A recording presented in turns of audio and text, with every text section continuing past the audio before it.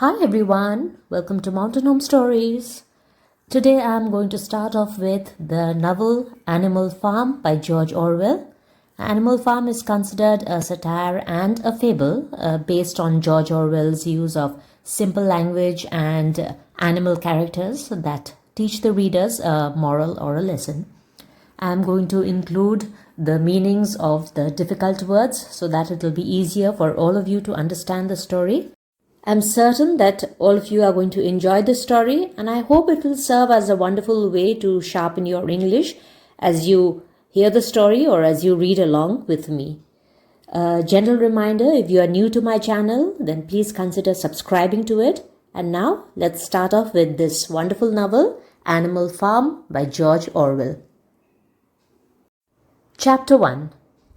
Mr. Jones of the Manor Farm had locked the hen houses for the night, but was too drunk to remember to shut the pop-holes.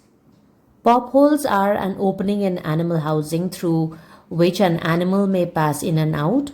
Animals like chicken and pigs, ducks. With a ring of light from his lantern dancing from side to side, he lurched across the yard.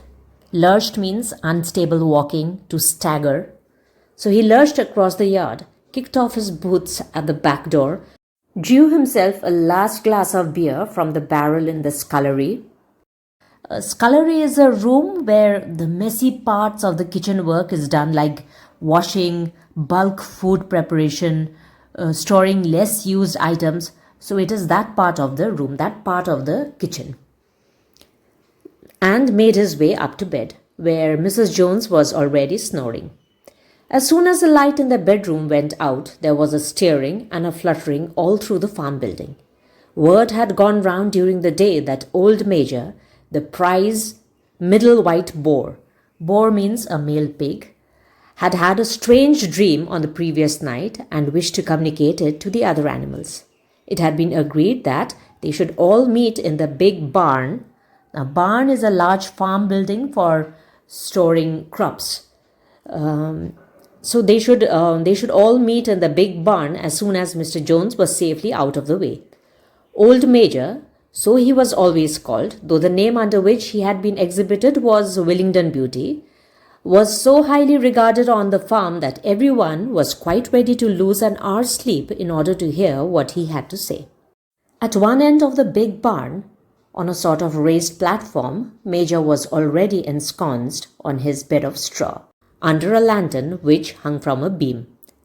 He was 12 years old and had lately grown rather stout. Stout means plump, fat. But he was still a majestic-looking pig with a wise and benevolent appearance. Benevolent means kind, friendly. In spite of the fact that his tushes had never — tushes means canine teeth of pigs — had never been cut. Before long, the other animals began to arrive and make themselves comfortable after their different fashions. First came the 3 dogs, Bluebell, Jessie, and Pincher, and then the pigs, who settled down in the straw immediately in front of the platform. The hens perched themselves on the windowsills. Windowsills are the flat, shelf-like surface at the bottom of the window. The pigeons fluttered up to the rafters. Rafters are sloping beams, usually made of wood or even steel, that form the framework of a roof. The sheep and cows lay down behind the pigs and began to chew the cud. A cud is the food that returns from the animal's stomach to the mouth for chewing it the second time. The 2 cart horses, Boxer and Clover, came in together, walking very slowly and setting down their vast hairy hoofs with great care lest they should — lest means to prevent — there should be some small animal concealed in the straw. Concealed means hidden. Clover was a stout motherly mare — mare is a female horse — approaching middle life, who had never quite got her figure back after her 4th foal. Foal is a baby horse. Boxer was an enormous beast, nearly 18 hands high, and as strong as any two ordinary horses put together. A white stripe down his nose gave him a somewhat stupid appearance, and in fact he was not of first-rate intelligence. First-rate means high quality, the best, the top-notch. But he was universally respected for his steadiness of character. Steadiness means reliable, firm, and tremendous powers of work. After the horses came Muriel, the white goat, and Benjamin, the donkey. Benjamin was the oldest animal on the farm and the worst tempered. He seldom talked, and when he did, it was usually to make some cynical remark. Cynical means ironic, very sarcastic remark. For instance, he would say that God had given him a tail to keep the flies off, but that he would sooner have had no tail and no flies. Alone among the animals on the farm, he never laughed. If asked why, he would say that he saw nothing to laugh at. Nevertheless, without openly admitting it, he was devoted to Boxer. The two of them usually spent their Sundays together in the small paddock beyond the orchard. Paddock is a land usually fenced where animals like sheep or horses graze, grazing side by side and never speaking. The two horses had just lain down when a brood of ducklings, which had lost their mother, filed into the barn, cheeping feebly. Cheeping means making high-pitched, short sounds that is made by the young birds, and feebly means very weakly, and wandering from side to side to find some place where they would not be trodden on. Trodden on means crushed by walking over them. Clover made a sort of wall round them with her great foreleg, and the ducklings nestled down inside it and promptly fell asleep. At the last moment, Molly, the foolish, pretty white mare who drew Mr. Jones's trap, came mincing daintily in. Mincing means a walk with short, dainty, refined steps, chewing at a lump of sugar. She took a place near the front and began flirting her white mane, hoping to draw attention to the red ribbons it was plaited with. Last of all came the cat, who looked round, as usual, for the warmest place, and finally squeezed herself in between Boxer and Clover. There she purred contentedly throughout Major's speech without listening to a word of what he was saying. Contentedly means a state of being happy, satisfied, and peaceful. All the animals were now present except Moses, the tame raven, who slept on a perch behind the back door. Raven is a large bird that resembles a crow, and perch is a place to rest, like a high branch or a rod for a bird to sit. When Major saw that they had all made themselves comfortable and were waiting attentively, he cleared his throat and began. Comrades, you have heard already about the strange dream that I had last night, but I will come to the dream later. I have something else to say first. I do not think, comrades, that I shall be with you for many months longer, and before I die, I feel it my duty to pass on to you such wisdom as I have acquired. I have had a long life. I have had much time for thought as I lay alone in my stall, and I think I may say that I understand the nature of life on this earth as well as any animal now living. It is about this that I wish to speak to you. Now, comrades, what is the nature of this life of ours? Let us face it. Our lives are miserable, laborious, and short. Laborious means hard work that requires a lot of effort. We are born. We are given just so much food as will keep the breath in our bodies, and those of us who are capable of it are forced to work to the last atom of our strength, and the very instant that our usefulness has come to an end, we are slaughtered with hideous cruelty. No animal in England knows the meaning of happiness or leisure after he is a year old. No animal in England is free. The life of an animal is misery and slavery. That is the plain truth. Here slaughtered means to kill in a violent manner, and hideous means extremely ugly. But is this simply part of the order of nature? Is it because this land of ours is so poor that it cannot afford a decent life to those who dwell upon it? No, comrades, 1,000 times no! The soil of England is fertile, its climate is good, it is capable of affording food in abundance to an enormously greater number of animals that now inhabit it. This single farm of ours would support 12 horses, 20 cows, hundreds of sheep, and all of them living in a comfort and a dignity that are now almost beyond our imagining. Why then do we continue in this miserable condition? Inhabit means to live in a place. Because nearly the whole of the produce of our labor is stolen from us by human beings. There, comrades, is the answer to all our problems. It is summed up in a single word: man. Man is the only real enemy we have.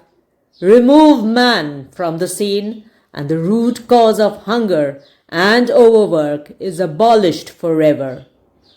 Man is the only creature that consumes without producing. He does not give milk. He does not lay eggs. He is too weak to pull the plow. He cannot run fast enough to catch rabbits. Yet he is lord of all the animals. He sets them to work.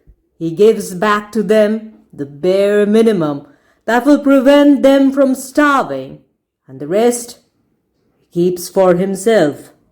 Our labor tills the soil, our dung fertilizes it, and yet there is not one of us that owns more than his bare skin. You cows that I see before me, how many thousands of gallons of milk have you given during this last year? And what has happened to that milk which should have been breeding up sturdy calves? Sturdy means strong and healthy, and calves means young cow. Elephant babies are also called calves. So here actually is the young cow. Every drop of it has gone down the throats of our enemies. And you hens, how many eggs have you laid in this last year, and how many of those eggs ever hatched into chickens? The rest have all gone to market to bring in money for Jones and his men. And you, Clover, where are those 4 foals you bore? Who should have been the support and pleasure of your old age? Each was sold at a year old. You will never see one of them again. In return for your 4 confinements and all your labor in the fields, what have you ever had except your bare rations and stall? Confinements, it is being kept in a small space. Rations means a limited amount of food, and stall is the individual compartment of space that is given.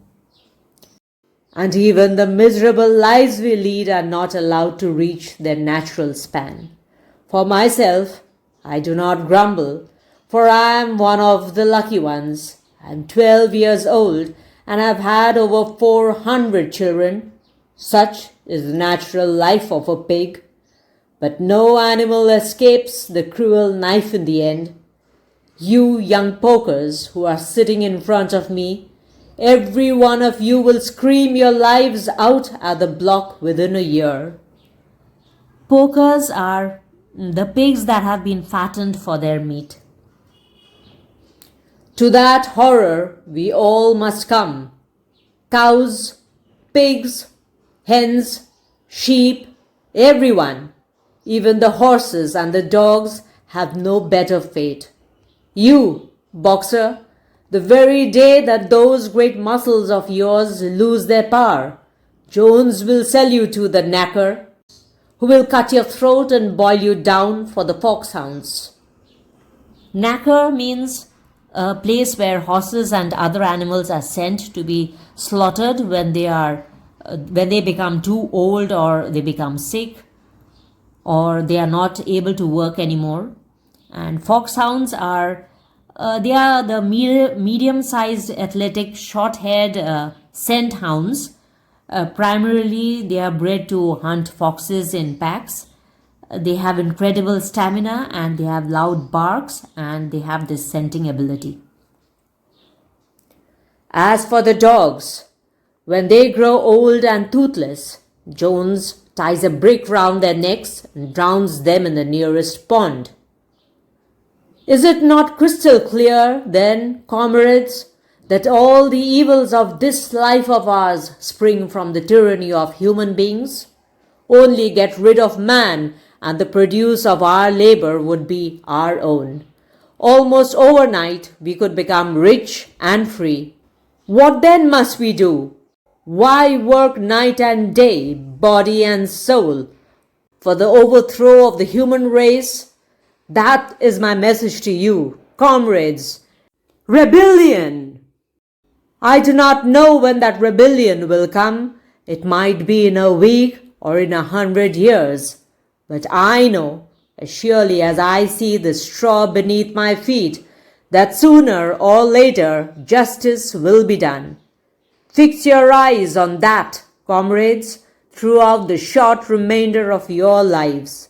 And above all, pass on this message of mine to those who come after you, so that future generations shall carry on the struggle until it is victorious. And remember, comrades, your resolution must never falter. Rebellion means revolt. Falter means to hesitate, to stumble. No argument must lead you astray. Never listen when they tell you that man and the animals have a common interest, that the prosperity of the one is the prosperity of the other. It is all lies. Man serves the interest of no creature except himself, and among us animals let there be perfect unity, perfect comradeship in the struggle. All men are enemies, all animals are comrades. At this moment there was a tremendous uproar. While Major was speaking, 4 large rats had crept out of their holes and were sitting on their hind quarters listening to him. The dogs had suddenly caught sight of them, and it was only by a swift dash for their holes that the rats saved their lives. Major raised his trotter for silence. Trotter means a pig's foot. Comrades, he said, here is a point that must be settled. The wild creatures, such as rats and rabbits, are they our friends or our enemies? Let us put it to the vote. I propose this question to the meeting. Are rats comrades? The vote was taken at once, and it was agreed by an overwhelming majority that rats were comrades. There were only 4 dissensions: the 3 dogs and the cat, who were afterwards discovered to have voted on both sides. Major continued. Dissensions means protester or an objector. I have little more to say. I merely repeat, remember always your duty of enmity towards man and all his ways. Whatever goes upon 2 legs is an enemy. Whatever goes upon 4 legs or has wings is your friend. And remember also that in fighting against man, we must not come to resemble him. Even when you have conquered him, do not adopt his vices. No animal must ever live in a house or sleep in a bed or wear clothes or drink alcohol or smoke tobacco or touch money or engage in trade. All the habits of man are evil, and, above all, no animal must ever tyrannize over his own kind. Weak or strong, clever or simple, we are all brothers. No animal must ever kill any other animal. All animals are equal. Vices means corrupt, wicked behavior, and tyrannize means rule in a cruel manner.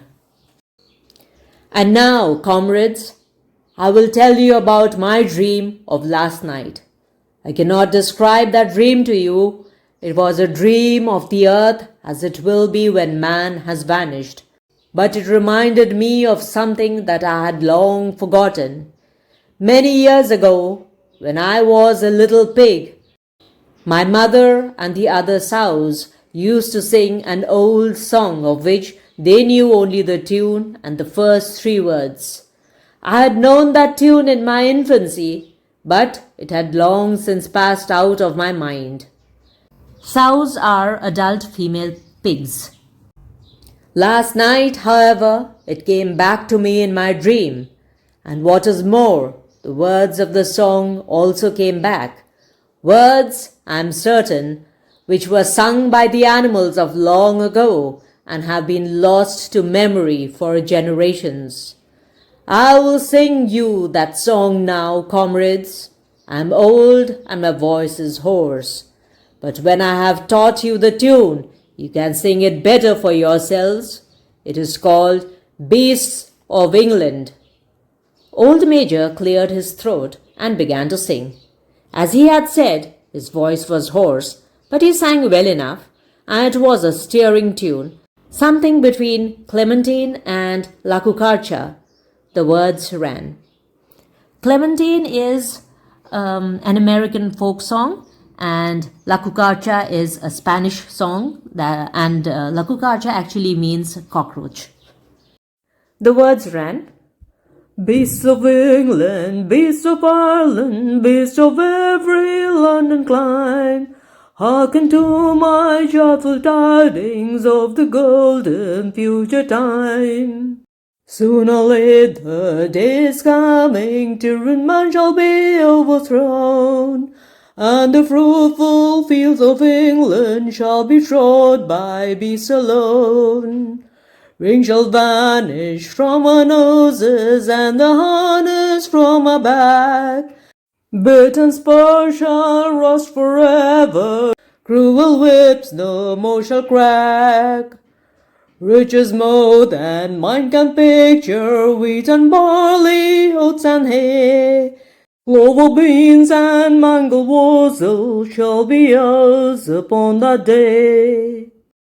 Bright will shine the fields of England, purer shall its waters be, sweeter yet shall blow its breezes on the day that sets us free.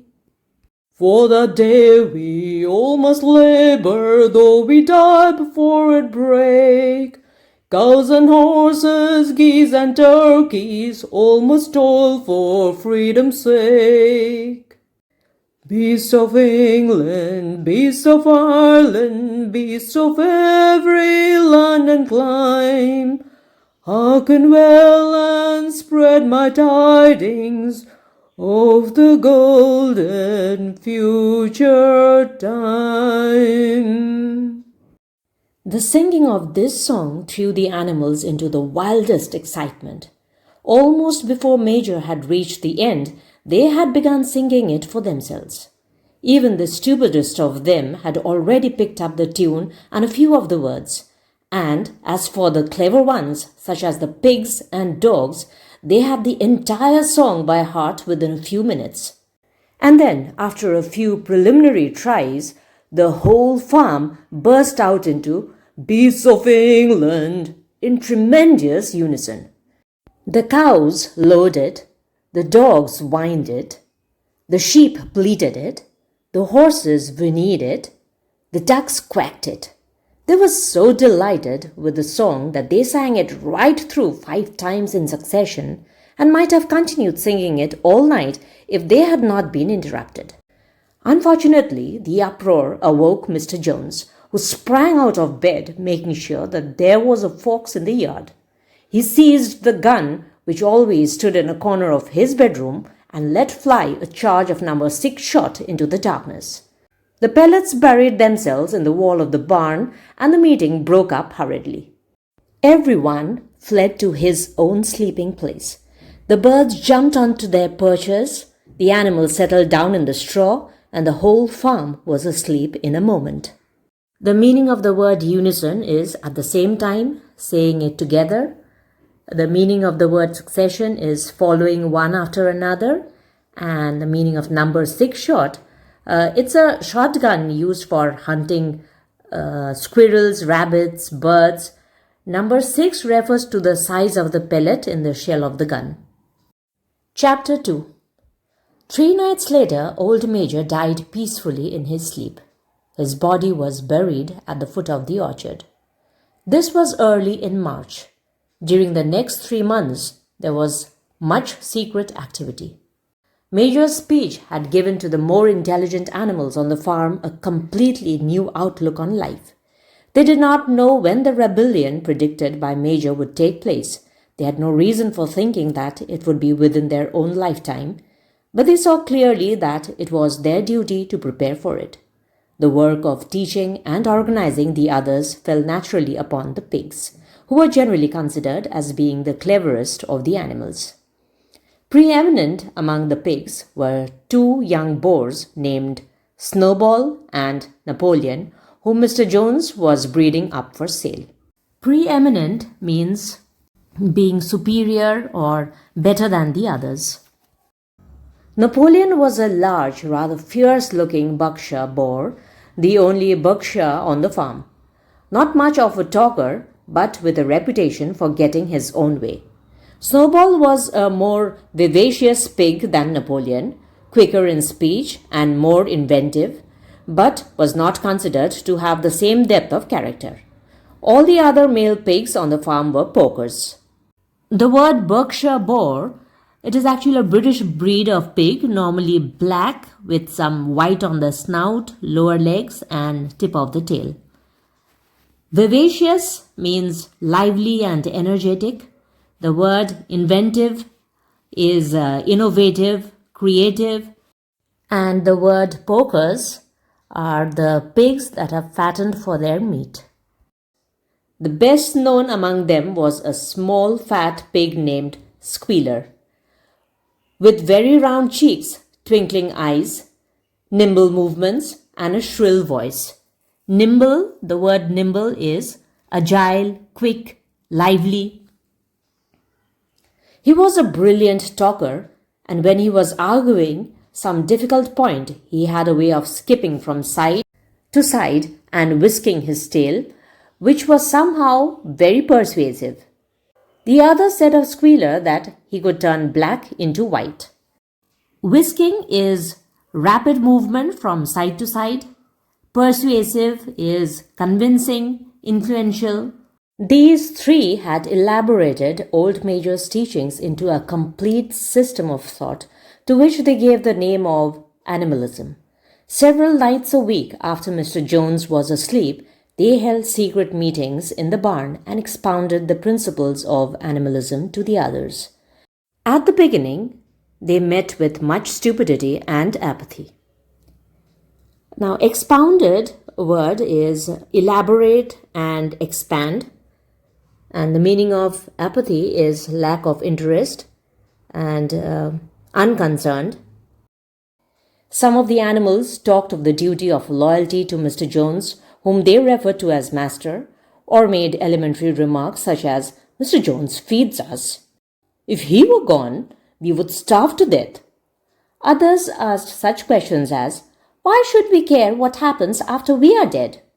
Or, "If this rebellion is to happen anyway, what difference does it make whether we work for it or not?" And the pigs had great difficulty in making them see that this was contrary to the spirit of animalism.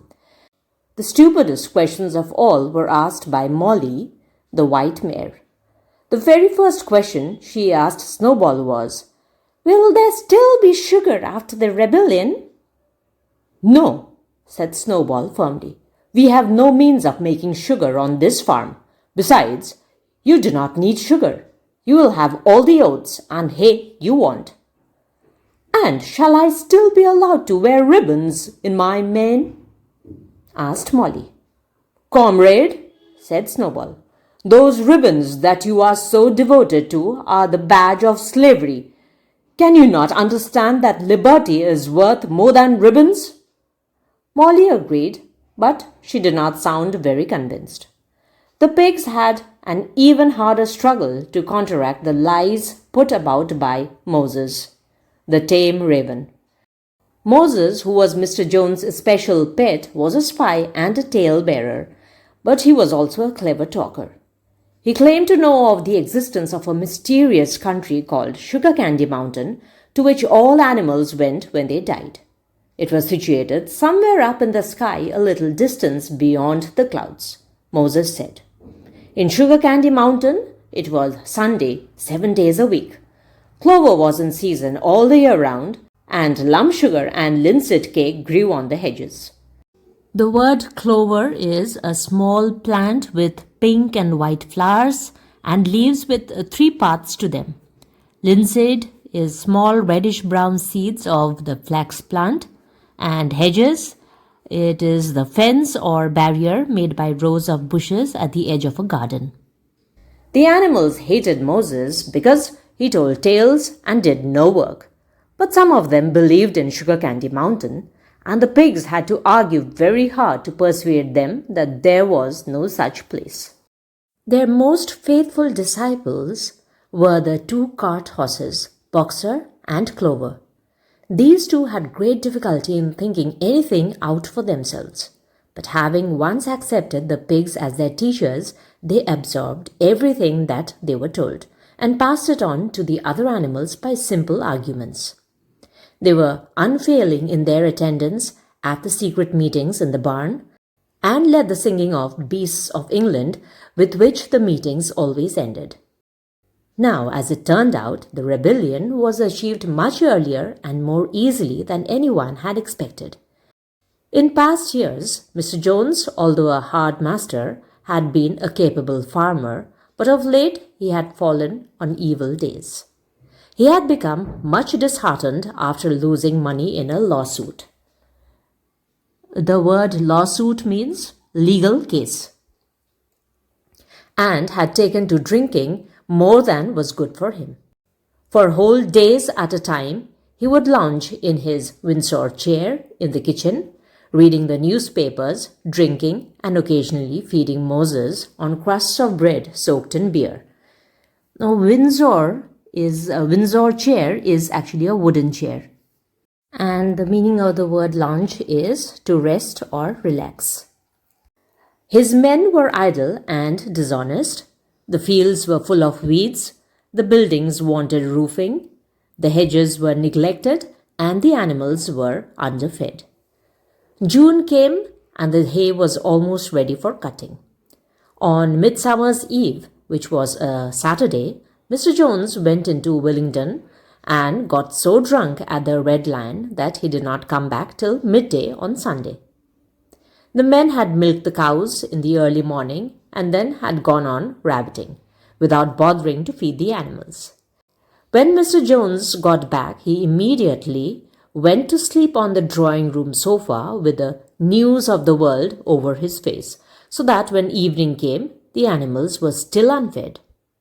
At last, they could stand it no longer. One of the cows broke in the door of the store shed with her horn, and all the animals began to help themselves from the bins. It was just then that Mr. Jones woke up. The next moment, he and his 4 men were in the store shed with whips in their hands, lashing out in all directions. This was more than the hungry animals could bear. With one accord, the meaning of the word accord is agreement or understanding.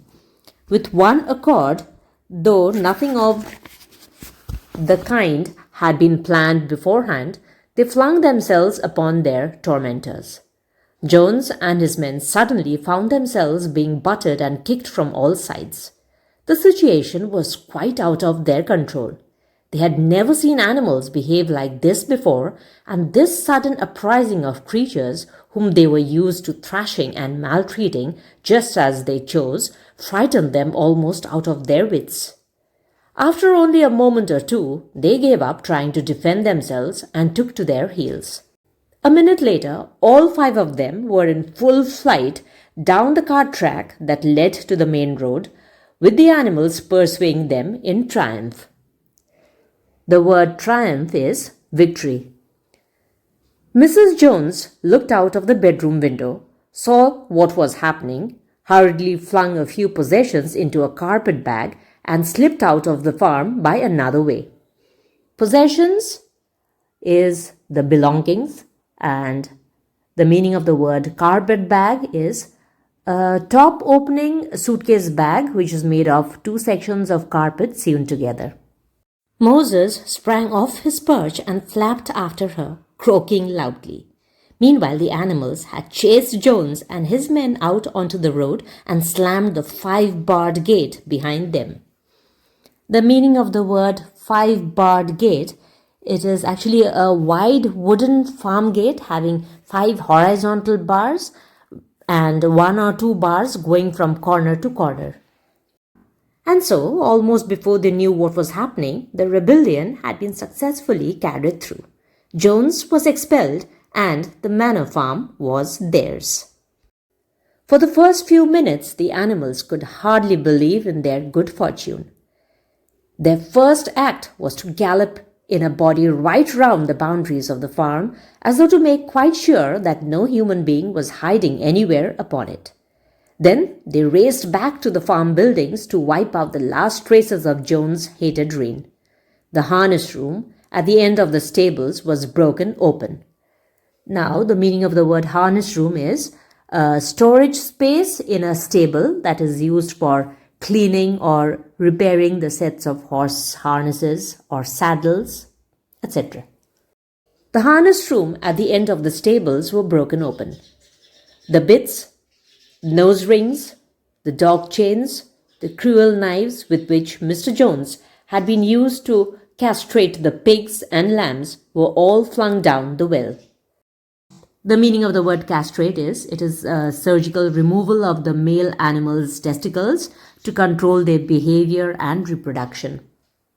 The reins, the halters, the blinkers, the degrading nose bags were thrown on to the rubbish fire which was burning in the yard. So were the whips. All the animals capered with joy when they saw the whips going up in flames.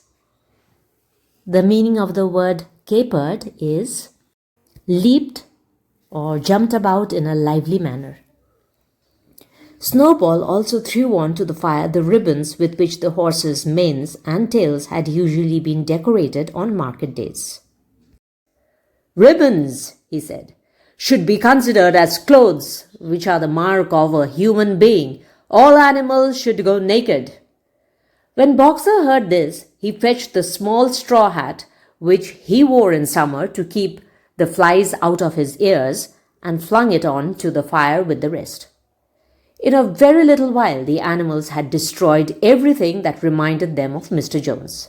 Napoleon then led them back to the store shed and served out a double ration of corn to everybody, with 2 biscuits for each dog. Then they sang Beasts of England from end to end 7 times running, and after that they settled down for the night and slept as they had never slept before. But they woke at dawn as usual, and suddenly, remembering the glorious thing that had happened, they all raced out into the pasture together. A little way down the pasture, there was a knoll that commanded a view of most of the farm. Now, the meaning of the word knoll is a small hill with a round top, and capered is leaped. The animals rushed to the top of it and gazed round them in the clear morning light. Yes, it was theirs. Everything that they could see was theirs. In the ecstasy of that thought, they gamboled round and round. They hurled themselves into the air in great leaps of excitement. They rolled in the dew, they cropped mouthfuls of the sweet summer grass, they kicked up clods of the black earth and snuffed its rich scent. Then they made a tour of inspection of the whole farm and surveyed with speechless admiration the ploughland, the hayfield, the orchard, the pool, the spinney. It was as though they had never seen these things before, and even now they could hardly believe that it was all their own. The meaning of the word ecstasy is a feeling of great happiness. The meaning of the word gambled is to run around joyfully. Spinney is a small wood of trees and bushes. Then they filed back to the farm buildings and halted in silence outside the door of the farmhouse. That was theirs too, but they were frightened to go inside. After a moment, however, Snowball and Napoleon butted the door open with their shoulders, and the animals entered in single file, walking with the utmost care for fear of disturbing anything.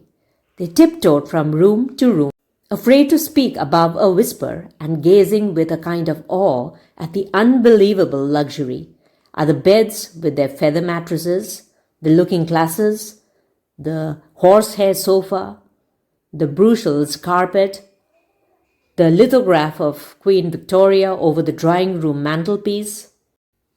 Lithograph is a print or picture using a stone or metal plate. They were just coming down the stairs when Molly was discovered to be missing. Going back, the others found that she had remained behind in the best bedroom. She had taken a piece of blue ribbon from Mrs. Jones's dressing table and was holding it against her shoulder and admiring herself in the glass in a very foolish manner. The others reproached her sharply, and they went outside. The meaning of the word reproached is scold or blame or criticize. Some hams hanging in the kitchen were taken out for burial, and the barrel of beer in the scullery was stove in with a kick from Boxer's hoof. Otherwise, nothing in the house was touched. The meaning of the word stove in is smashed or crush something inward. A unanimous resolution was passed on the spot that the farmhouse should be preserved as a museum. All were agreed that no animal must ever live there. The animals had their breakfast, and then Snowball and Napoleon called them together again. "Comrades," said Snowball, "it is 6:30, and we have a long day before us.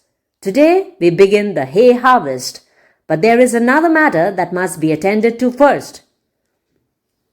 The pigs now revealed that during the past 3 months they had taught themselves to read and write from an old spelling book which had belonged to Mr. Jones's children and which had been thrown on the rubbish heap. Napoleon sent for pots of black and white paint and led the way down to the 5-barred gate that gave on to the main road. Then Snowball, for it was Snowball who was best at writing, took a brush between the 2 knuckles of his trotter. The word trotter is a pig's foot. Painted out Manor Farm from the top bar of the gate, and in its place painted Animal Farm. This was to be the name of the farm from now onwards. After this, they went back to the farm buildings, where Snowball and Napoleon sent for a ladder which they caused to be set against the end wall of the big barn. They explained that, by their studies of the past 3 months, the pigs had succeeded in reducing the principles of animalism to 7 commandments. These 7 commandments would now be inscribed on the wall. They would form an unalterable law by which all the animals on Animal Farm must live for ever after. With some difficulty, for it is not easy for a pig to balance himself on a ladder, Snowball climbed up and set to work, with Squealer a few rungs below him, holding the paint pot. The commandments were written on the tarred wall. Tarred, the word tarred means smeared or coated with tar. In great white letters that could be read 30 yards away, they ran thus: The 7 commandments. Number 1, whatever goes upon 2 legs is an enemy. Number 2, whatever goes upon 4 legs or has wings is a friend. Number 3, no animal shall wear clothes. Number 4, no animal shall sleep in a bed. Number 5, no animal shall drink alcohol. Number 6, no animal shall kill any other animal. Number 7, all animals are equal. It was very neatly written, and except that friend was written friend, and one of the S's was the wrong way round, the spelling was correct all the way through. Snowball read it aloud for the benefit of the others. All the animals nodded in complete agreement, and the cleverer ones at once began to learn the commandments by heart. "Now, comrades," cried Snowball, throwing down the paintbrush, "to the hayfield! Let us make it a point of honor to get in the harvest more quickly than Jones and his men could do." But at this moment, the 3 cows, who had seemed uneasy for some time past, set out a loud lowing. The meaning of the word lowing is to make a deep, long sound, that of a cow. They had not been milked for 24 hours, and their udders were almost bursting. After a little thought, the pigs sent for buckets and milked the cows fairly successfully, their trotters being well adapted to this task. Soon there were 5 buckets of frothing, creamy milk, at which many of the animals looked with considerable interest. "What is going to happen to all that milk?" said someone. "Jones used sometimes to mix some of it in our mash," said one of the hens. "Never mind the milk, comrades," cried Napoleon, placing himself in front of the buckets. "That will be attended to. The harvest is more important. Comrade Snowball will lead the way. I shall follow in a few minutes. Forward, comrades! The hay is waiting." So the animals trooped down to the hayfield to begin the harvest, and when they came back in the evening, it was noticed that the milk had disappeared. Chapter 3. How they toiled and sweated to get the hay in, but their efforts were rewarded, for the harvest was an even bigger success than they had hoped. Sometimes the work was hard. The implements had been designed for human beings and not for animals, and it was a great drawback that no animal was able to use any tool that involved standing on their hind legs. But the pigs were so clever that they could think of a way around every difficulty. As for the horses, they knew every inch of the field and in fact understood the business of mowing and raking far better than Jones and his men had ever done. The pigs did not actually work, but directed and supervised the others. With their superior knowledge, it was natural that they should assume the leadership. Boxer and Clover would harness themselves to the cutter or the horse rake. No bits or reins were needed in these days, of course, and tramp steadily round and round the field with a pig walking behind and calling up, "Gee up, comrade," or "Wow back, comrade," as the case might be. And every animal, down to the humblest, worked at turning the hay and gathering it. Even the ducks and hens toiled to and fro all day in the sun, carrying tiny wisps of hay in their beaks. In the end, they finished the harvest in 2 days less time than it had usually taken Jones and his men. Moreover, it was the biggest harvest that the farm had ever seen. There was no wastage whatever. The hens and ducks, with their sharp eyes, had gathered up the very last stock, and not an animal on the farm had stolen so much as a mouthful. All through that summer, the work of the farm went like clockwork. The animals were happy as they had never conceived it possible to be. The meaning of conceived is to realize, think, imagine, envision. Every mouthful of food was an acute positive pleasure, now that it was truly their own food, produced by themselves and for themselves, not doled out to them by a grudging master. The meaning of the word doled out is distributing food in small amounts. With the worthless, parasitical human beings gone, there was more for everyone to eat. There was more leisure too, inexperienced though the animals were. They met with many difficulties. For instance, later in the year when they harvested the corn, they had to tread it out in the ancient style and blow away the chaff with their breath, since the farm possessed no threshing machine. But the pigs, with their cleverness, and Boxer, with his tremendous muscles, always pulled them through. Boxer was the admiration of everybody. He had been a hard worker even in Jones's time, but now he seemed more like 3 horses than 1. There were days when the entire work of the farm seemed to rest on his mighty shoulders. From morning to night, he was pushing and pulling, always at the spot when the work was hardest. He had made an arrangement with one of the cockerels to call him in the morning half an hour earlier than anyone else, and would put in some volunteer labor at whatever seemed to be most needed before the regular day's work began. The meaning of the word cockerels is a young male chicken. His answer to every problem, every setback was, "I will work harder," which he had adopted as his personal motto. But everyone worked according to his capacity. The hens and ducks, for instance, saved 5 bushels of corn at the harvest by gathering up the stray grains. The meaning of the word bushels is, it is actually a unit of dry measure. Nobody stole, nobody grumbled over his ration. The quarreling and biting and jealousy, which had been normal feature of life in the old days, had almost disappeared. Nobody shirked, or almost nobody.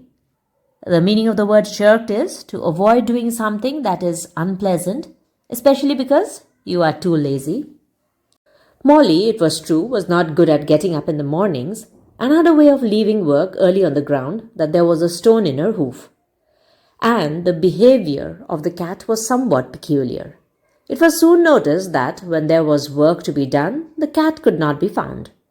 She would vanish for hours on end and then reappear at meal times or in the evening after work was over, as though nothing had happened. But she always made such excellent excuses and purred so affectionately that it was impossible not to believe in her good intentions. Old Benjamin, the donkey, seemed quite unchanged since the rebellion. He did his work in the same slow, obstinate way as he had done it in Jones's time, never shirking and never volunteering for extra work either. About the rebellion and its results, he would express no opinion. When asked whether he was not happier now that Jones was gone, he would say only, "Donkeys live a long time. None of you has ever seen a dead donkey." And the others had to be content with this cryptic answer. The meaning of the word cryptic is enigmatic, puzzling, mysterious. On Sundays, there was no work. Breakfast was an hour later than usual, and after breakfast, there was a ceremony which was observed every week without fail. First came the hoisting of the flag. Snowball had found in the harness room an old green tablecloth of Mrs. Jones and had painted on it a hoof and a horn in white. This was run up the flagstaff in the farmhouse garden every Sunday morning. The flag was green, Snowball explained, to represent the green fields of England, while the hoof and horn signified the future republic of the animals, which would arise when the human race had been finally overthrown. After the hoisting of the flag, all the animals trooped into the big barn for a general assembly, which was known as the meeting. Here the work of the coming week was planned out and resolutions were put forward and debated. It was always the pigs who put forward the resolutions. The other animals understood how to vote, but could never think of any resolutions of their own. Snowball and Napoleon were by far the most active in the debates. But it was noticed that these two were never in agreement. Whatever suggestion either of them made, the other could be counted on to oppose it. Even when it was resolved, a thing no one could object to in itself, to set aside the small paddock behind the orchard as a home of rest for animals who were past work, there was a stormy debate over the correct retiring age for each class of animals. The meeting always ended with the singing of Beasts of England, and the afternoon was given up to recreation. The pigs had set aside the harness room as a headquarters for themselves. Here, in the evenings, they studied blacksmithing, carpentering, and other necessary arts from books which they had brought out from the farmhouse. Snowball also busied himself with organizing the other animals into what he called animal committees. He was indefatigable at this. The meaning of the word indefatigable is never giving up or getting tired of doing something. So he was indefatigable at this. He formed the Egg Production Committee for the hens, the Clean Tails League for the cows, the Wild Comrades Re-Education Committee. The object of this was to tame the rats and rabbits, the whiter wool movement for the sheep, and various others, besides instituting classes in reading and writing. On the whole, these projects were a failure. The attempt to tame the wild creatures, for instance, broke down almost immediately. They continued to behave very much as before, and when treated with generosity, simply took advantage of it. The cat joined the re-education committee and was very active in it for some days.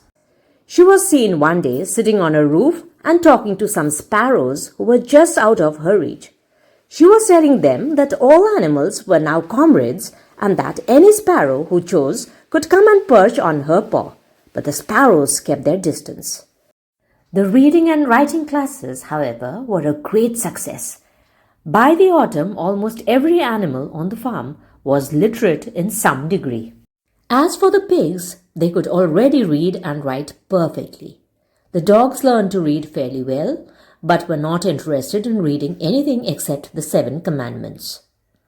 Muriel, the goat, could read somewhat better than the dogs, and sometimes used to read to the others in the evenings from scraps of newspaper which she found on the rubbish heap. Benjamin could read as well as any pig, but never exercised his faculty. So far as he knew, he said, there was nothing worth reading. Clover learned the whole alphabet, but could not put words together. Boxer could not get beyond the letter D. He would trace out A, B, C, D in the dust with his great hoof, and then would stand staring at the letters with his ears back, sometimes shaking his forelock, trying with all his might to remember what came next and never succeeding. On several occasions, indeed, he did learn E, F, G, H, but by the time he knew them, it was always discovered that he had forgotten A, B, C, and D. Finally, he decided to be content with the first 4 letters and used to write them out once or twice every day to refresh his memory. Molly refused to learn any but the 6 letters which spelled her own name. She would form these very neatly out of pieces of twig and would then decorate them with a flower or 2 and walk round them admiring them. None of the other animals on the farm could get further than the letter A. It was also found that the stupider animals, such as the sheep, hens, and ducks, were unable to learn the 7 Commandments by heart. After much thought, Snowball declared that the 7 Commandments could in effect be reduced to a single maxim, namely, 4 legs good, 2 legs bad. This, he said, contained the essential principle of animalism. Whoever had thoroughly grasped it would be safe from human influences. The birds at first objected, since it seemed to them that they also had 2 legs. But Snowball proved to them that this was not so. A bird's wings, comrades, he said, is an organ of propulsion and not of manipulation. The meaning of the word propulsion is the action of moving forward. The birds use their wings for propulsion when flying, and manipulation means controlling. It should therefore be regarded as a leg. The distinguishing mark of man is the hand, the instrument with which he does all his mischief. The birds did not understand Snowball's long words, but they accepted his explanation, and all the humbler animals set to work to learn the new maxim by heart. 4 legs good, 2 legs bad was inscribed on the end wall of the barn above the 7 Commandments and in bigger letters. When they had once got it by heart, the sheep developed a great liking for this maxim, and often as they lay in the field, they would all start bleating, 4 legs good, 2 legs bad, 4 legs good, 2 legs bad, and keep it up for hours on end, never growing tired of it. The meaning of the word maxim is motto. Napoleon took no interest in Snowball's committees. He said that the education of the young was more important than anything that could be done for those who were already grown up. It happened that Jessie and Bluebell had both whelped soon after the hay harvest, giving birth between them to 9 sturdy puppies. The meaning of the word whelped is to give birth. As soon as they were weaned, the meaning of the word weaned is to gradually stop feeding a baby with its mother's milk and start giving solid food. So as soon as they were weaned, Napoleon took them away from their mothers, saying that he would make himself responsible for their education. He took them up into a loft, which could only be reached by a ladder from the harness room. The meaning of the word loft is the room or the space under the roof of a house. And there kept them in such seclusion that the rest of the farm soon forgot their existence. The mystery of where the milk went to was soon cleared up. It was mixed every day into the pig's mash. The early apples were now ripening, and the grass of the orchard was littered with windfalls. The animals had assumed, as a matter of course, that these would be shared out equally. One day, however, the order went forth that all the windfalls were to be collected and brought to the harness room for the use of the pigs.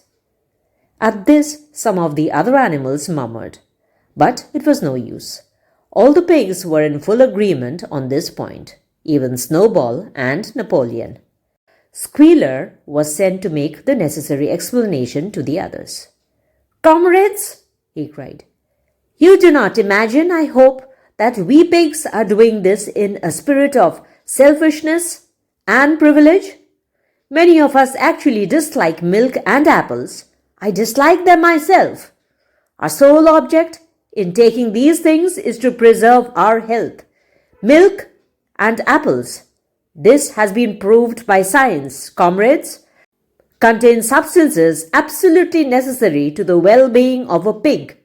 We pigs are brain workers. The whole management and organization of this farm depend on us. Day and night we are watching over your welfare. It is for your sake that we drink that milk and eat those apples. Do you know what would happen if we pigs failed in our duty? Jones would come back. Yes, Jones would come back. Surely, comrades," cried Squealer, almost pleading, skipping from side to side and whisking his tail. "Surely there is no one among you who wants to see Jones come back?" Now, if there was one thing that the animals were completely certain of, it was that they did not want Jones back. When it was put to them in this light, they had no more to say. The importance of keeping the pigs in good health was all too obvious. So it was agreed without further argument that the milk and the windfall apples, and also the main crop of apples when they ripened, should be reserved for the pigs alone.